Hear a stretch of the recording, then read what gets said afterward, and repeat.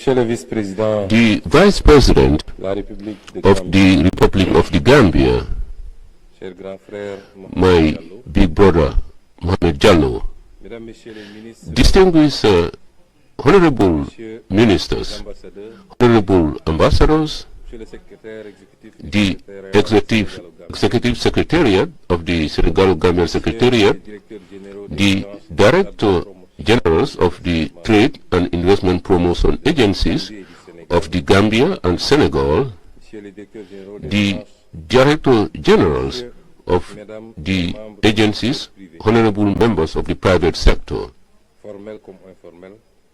whether you are in the informal sector or in the formal sector, distinguished invitees, Mr. Vice President,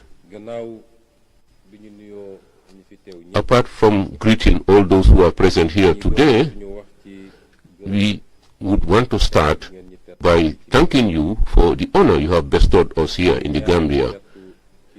The visit, and this is the second visit, but then this visit is significant.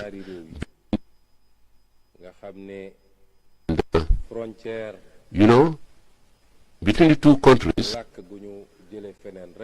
the borders and the languages that we inherited divided into two, but tradition of significant importance. If you look at the population dynamics, you know, no country's body can divide the two countries. Politics can divide them to the extent of other issues happening. But then, for the countries, business and trade and investment brings them together so that at the final analysis they can be strong blocks. So the shortest way to get to peace, to ensure that peace is shown, and but we will strengthen the relationship, has to go through trade and business. If you look at the European Union, everybody knows that the biggest fights in the world, known as the World Wars, started in the Europe.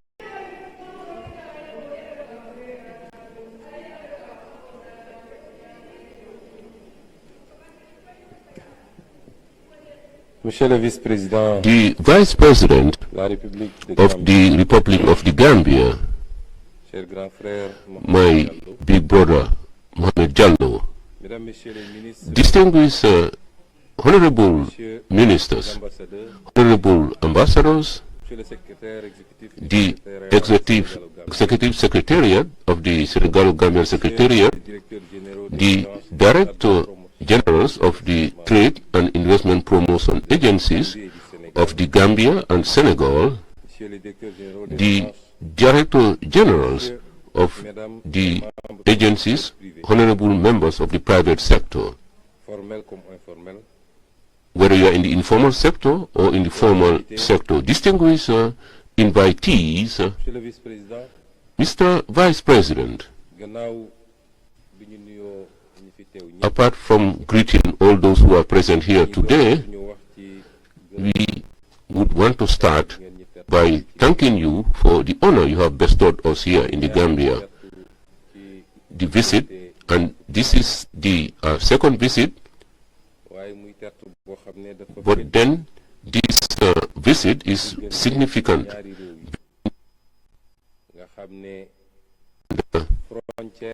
You know, between the two countries,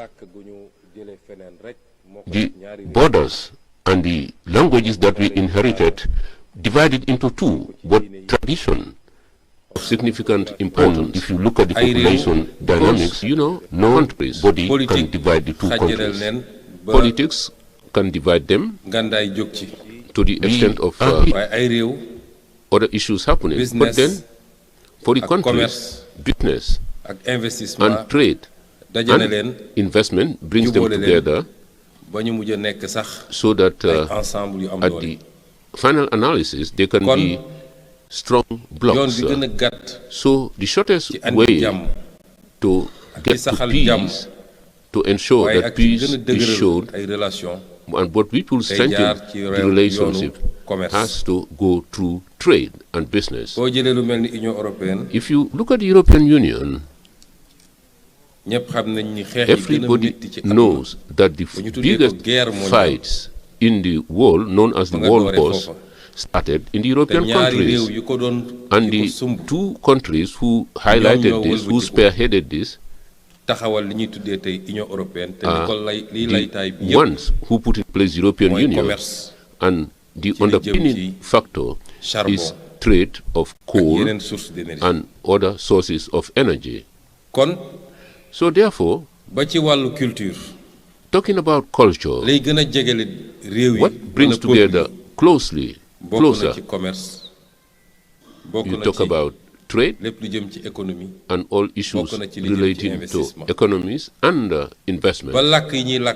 Even the languages that we speak, there is always what will spearhead the languages. I mean,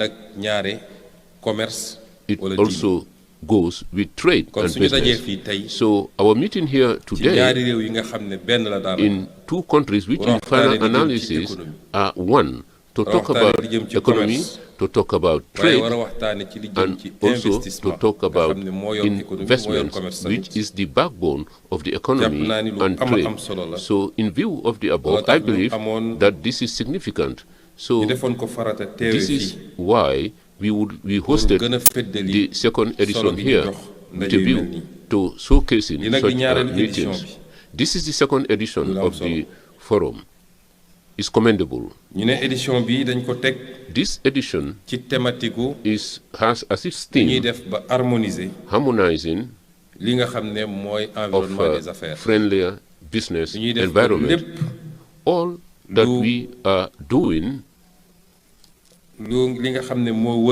all that we are doing that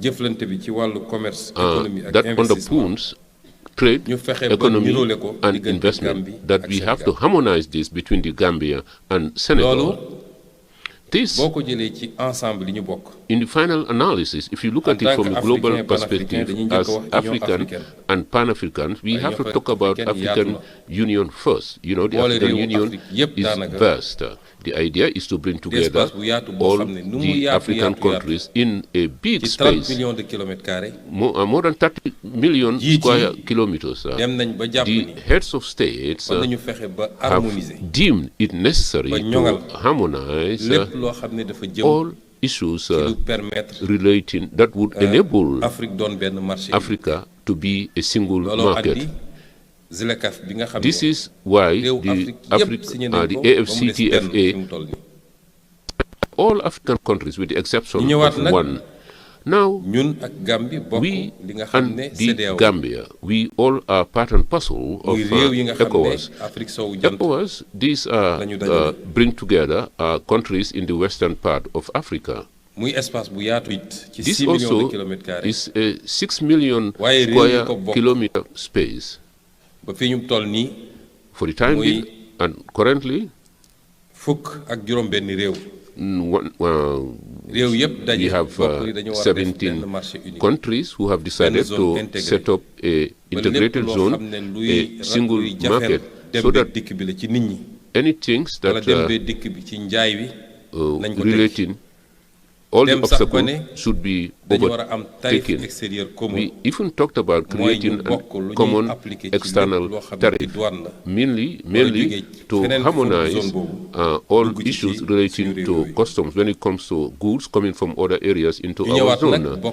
Furthermore, we have participated in other fora, because not long ago I came here to attend the OMPG meeting. These are countries that share common heritage, because God brings together people, sometimes by force. Well, people say you cannot choose your relatives, but then when it talks about state, you cannot choose your neighbor. But sometimes God brings you together so that you can manage the affairs. So, for example, the lands, the rivers, the Casamance River, the Gambia River. diggante Sénégal ak Gambie. It's our heritage between Senegal and the Gambia. Sénégal ak Gambie And ñoo daje this woon is ci why jamono. Senegal and Gambia met at that xool time. ñuy defee ay charte See how they can come up with a charter rataxal nu ñuy bokk gérer fleuve Gambie. see how together we can smoothly manage the Gambia River. Thereafter, Guinea-Bissau and Conakry joined the OMVG. But if you look at the status, it is Senegal and the Gambia who established the OMVG. So Vice President and the President, Mr. Barrow, mooy texte yooyu nga xam ne bi ñu we koy signé yàgg na lool. should look at the texts because these texts have been signed a long time ago. yi may wax ni yëpp dama jóge ci li gën a yaatu. Union africaine ñëw ci CEDEAO ñëw ci I've talked about a broader aspect. waaye ñu am nag suñu secrétariat permanent boo xam ne loolu ci ECOWAS, bilatéral but then Sénégal we ak have a Gambie. bilateral institution, the secretariat between the Gambia and yàlla def Senegal. nag As God will wish, 2011 ba léegi in 2000, from 2011 muy fukki at to date, ak namely ñett 13 years now, secrétaire permanent boobu the dajeetul woon permanent secretariat pour li nga never xam ne met ñu war a xool la càmbar with ko ci a diggante bi view to looking at gën what koy saytu. can be done gën koo rataxal and to mën koo saytu. smooth it so that we'll be able to all kon tey benefit bu from ñu ñëwee it. daje fii So ci Banjul today, our meeting here in ci cadre Bonjour, boobu within that framework, dañ koy sant yàlla waaye di ci we would like delloo to jukkal thank ñaari njiitu God. réew yi But then muy son excellence le we président would have to Barrow commend ak the son two excellence heads of le state, président Bassirou President Diomaye Diakhar Adama Faye. Barrow and President Bassirou Diomaye Faye. waaye dinaa ci But then, please allow féliciter me tam to congratulate Monsieur le also vice-président, the ndax moo vice njëkk a jël president initiative. because he was the one who mooted the Jokkoog ñun. initiative. He sat dañu with dañ us bëgg a ñëw Ndakaaru ci and visite de travail said bi we would ñëwee like def to nañ come fa to ñaari fan Dakar yoo xam ne on a walking visit. ci la ñu This waxtaanati took lii lépp 2 days, and during those def 2 ko ci days, ndigalu we président Adama discussed Barrow about this ba jàpp ni matter. nag balaa at bi President di Adama Barrow jeex was faw duly rek informed, and that fexe ba before dajale the waat end comité of the year, let us pour try mën a and bring together yeesalaat waaye the surtout community relancer to liggéey yi nga xam ne launch am solo la. the ideas that are beneficial to both of us. kon daje tey bi nga So xam ne today's meeting ci forum bi la bokk is part and parcel Damay of the féliciter Trade Investment Forum. So autorité gambienne I would like to congratulate di féliciter the organisateurs Gambian yi. authorities. I would like to APIX ak congratulate JEPA, ma jiital the leen ci. conveners, APIX and di JEPA. féliciter tamit And also, I les would like to représentations congratulate diplomatiques ci seen the liggéey diplomatic et representatives les deux secteurs privés and the bu Gambie two ak bu private Sénégal. sectors of both the Gambia and mbokk Senegal. yi dama wax léegi ni ñaari My réew yi du ñaari dear réew benn la. brothers and sisters, I just said that these two countries dem beeg dikk are bi. one and the same. jëflante bi So- ci wàllu commerce Dealing war na doon loo xam ne da koy firndeel on trade and business should be diggante between 2001 since nga xam 2001 ne bañ ko xaymaa nee nañu 2001, 92 milliards when de we, francs CFA lañ ko xayma woon. it was initiated with Trafic 80,000 ak commerce diggante ñaari CFA réew. francs. That is to say, trade between ak the two 2023 countries. bii ñu génn ñu xayma ko ci 117 milliards We are talking about Évolution 117 billion. waaye ba léegi néew na There lool has been ndax a diggante lot of ñaari réew yi evolution. And it waroon should na be stated dépasser that waroon na nekk tey this des figure centaines et des should centaines have been de milliards de hundreds dollars. and hundreds Waroon and ko hundreds mun a of ful billion ba dollars, multiplier ko par 5 wala and par this 10 should be multiplied by loolu 10 mooy suñu ambition or nag ci by diggante bi 5. This is our ambition ci now. at yi di ñëw In the years to mooy bu come, ñuy dajewaat if fii we ak meet ñetti at again now towards ñu the ne next 117 3 milliards yi years, ñëwoon ni moom la the ñu xayma 117 billion relation commerciale bi in terms léegi of egg na commercial 500 trade. milliards de dollars We hope that de this francs would CFA. attain boobaa- 500 million dollars. At that bu time, boobaa dinañu gën a at firndeel that ni time, li nga xam ne moom we la would Gambia be, war a jëriñ Sénégal Sénégal war koo jëriñ Gambia we will be ñaari réew yi ñu ngi koy concentrating doxal on te mutual ay benefits chiffres ak ay statistiques mun ko and wane statistics and data have shown this. And this can be done in all fields. We have talked about agriculture here, but then we have infrastructure, we have energy, we have talked a lot about energy during the OMVG meeting, is here in both countries. The transport sector, which is indispensable between the Gambia and Senegal.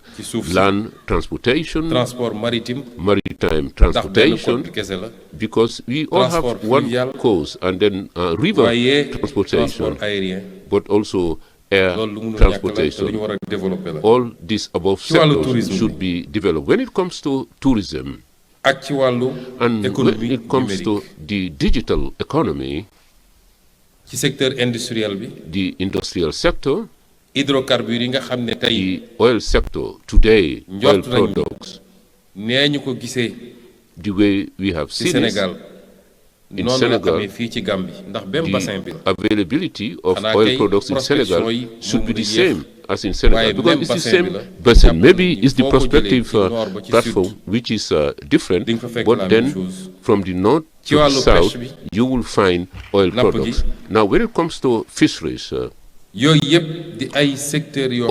the above potential sectors, and we should be able to enhance them between Senegal and the Gambia. But also, Directeur Général APIX dafa wax ni, like in his presentation, the Director General of APIX said the manner in which we enhance the relationship between Banjul and Dakar, because when we came, what we had our heart was that all our policies would be taught from our capital. But then if you want to develop your country, everywhere you go in the country, you have to have the same level of development. So Senegal, Dakar is not, Senegal does not stop at Dakar. So consequently, our transformation program to 2050, Senegal will be divided into hubs, 8 hubs. And these hubs, each of them should be a cradle of development, so that the way we think about it, the way we showcase it, would not mean somebody staying in Dakar and seeing things from the prism of Dakar, but they should take into account the realities of that hub. So we believe that the poles or the hubs, the border hubs, if you take, for example, the Gambia, it has a border with the central hub that is between the region of Kaolack, Kaffrine and Fatick. This is on the northern part. But then Gambia also has a frontier with the southern hub, that is Ziguinchor, Kolda and Sédhiou. We believe that if we want to talk about development amongst our two countries, it should not only be between the capital, Banjul and Dakar, but it should happen concretely on the ground. So those poles, those hubs, how can they work with the Gambia on the border areas? It is part of our agenda. We have to have cross-border economic zones which would be managed by both countries. These would be economic zones that first and foremost would bring together the national private sector, but also would bring foreign investment. And there are rules that govern these hubs, and this would be a win-win partnership. So let us work in that spirit, and whatever we do, each country should find benefits in it. So this is why we are saying that the second edition of this trade and investment forum that we are convening here today is just an extension of what we have done. But then we would like to place particular emphasis. The world is not waiting for us. Africa should know where our backwardness is. And we have what others have been doing in one day. We Africans, we want to do it in 2 months. This explains why we are behind. Cooperation should be done on a day-to-day basis, not only from one summit to the other. This is the crux of the matter. This is why the Secretariat, Permanent Secretariat headquarters in East Gambia, and each country will appoint their representative. And God willing, we will infuse more dynamism into the Secretariat. We will give it the necessary wherewithal so that it will play its rightful role, the role of liaison, facilitation, and fast-tracking of relationship between the two countries. So we are happy, we commend that for some months, it has, if the cooperation between the two countries has been rekindled, because in last July, we convened 2 important meetings. The session of the Trade Committee, we met, but then most especially, it is the second bilateral meeting between the two countries, and attended by the 2 custom administrations, and they have taken fruitful decisions to enhance the investment and business relationship between the two countries. So, Mr. Vice President, their invitees, when we leave, we are here. We are here to showcase our relationship and also the international relationship. Our priority is Africa before else. And within Africa, our priority is the sub-region. But then within the sub-region, our priority would be our immediate neighbors, because Senegal cannot go and live behind Senegal, neither can the Gambia go without leaving Senegal. Now, I cannot conclude without thanking His Excellency President Adama Barrow